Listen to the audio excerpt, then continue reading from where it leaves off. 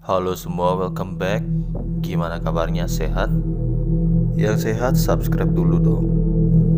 Tapi kalau yang lagi sakit ya istirahat, berobat, jangan youtuber. Maaf garing.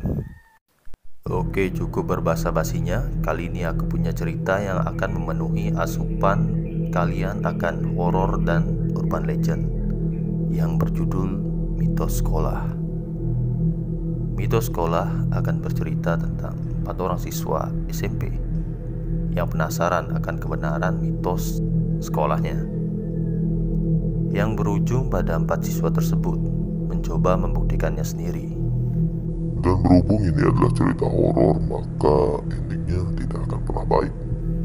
Oke, sebelum aku lanjut ceritanya, aku sarankan kalian untuk berkonsentrasi, tarik nafas yang dalam, tutup mata, dan biarkan imajinasi kalian bermain dalam menggambarkan kejadian-kejadian yang ada pada cerita berikut.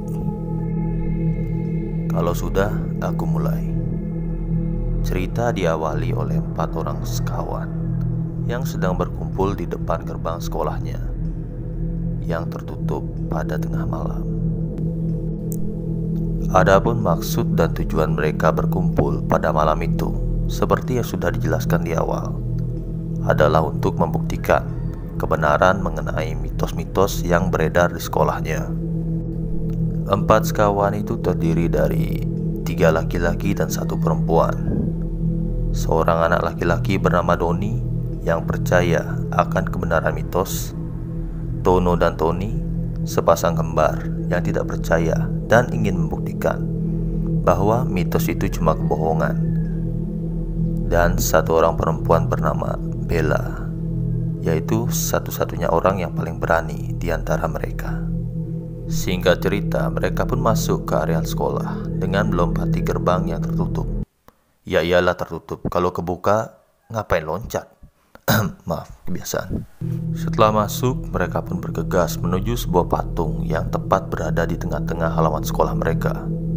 Patung tersebut merupakan patung seorang pria berjas setinggi 3 meter, yang merupakan patung dari pendiri sekolah mereka, sekaligus bagian dari mitos sekolah mereka yang pertama.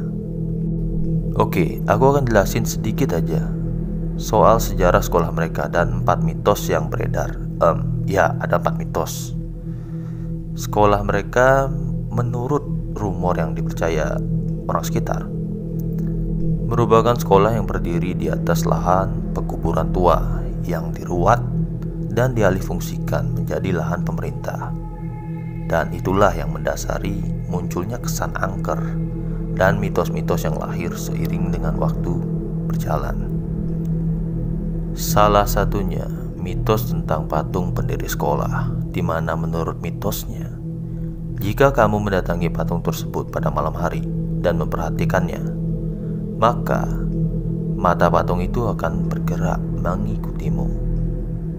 4 sekawan itu pun memperhatikan patung tersebut dengan seksama, dari ujung kaki sampai ujung kepala. Namun mata patung itu pun tak bergerak sedikit pun, tetap pada posisinya, menoleh ke sebelah kiri. Itu pun secara tidak langsung membuktikan bahwa mitos pertama itu tidak benar. Dan terlihat wajah Doni agak sedikit kecewa. Sementara Tono dan Tony berkata, "Sudah kubilang mitos itu omong kosong." Tapi Doni tidak menyerah dan bergegas menuju ke mitos berikutnya. Dan mitos kedua adalah sebuah tangga yang pada ceritanya jumlah anak tangga tersebut akan berbeda saat kita menaikinya dan menuruninya, tentunya pada malam hari. Segera mereka pun menaikinya bersama-sama dan mulai menghitung. 1, 2, 3, 4. Dan pada saat mereka sampai di atas 13. Jadi ada 13 anak tangga saat mereka menaikinya. Mereka pun mulai menuruninya dan mulai menghitung lagi. 1, 2, 3, 4, 5, dan sampainya di bawah 13. Hitungan mereka pun terhenti di angka 13. Jadi ini juga membuktikan bahwa mitos kedua juga tidak terbukti.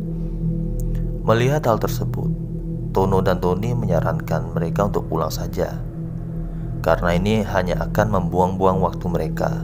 Ditambah lagi, lokasi dari mitos ke-3 dan 4 berada di dalam gedung sekolah yang tentunya terkunci pada malam hari. Mendengar hal tersebut, Tony tidak punya pilihan dan mengiyakan saran Tono dan Tony, mengingat memang mustahil masuk ke gedung sekolah yang terkunci pada malam hari.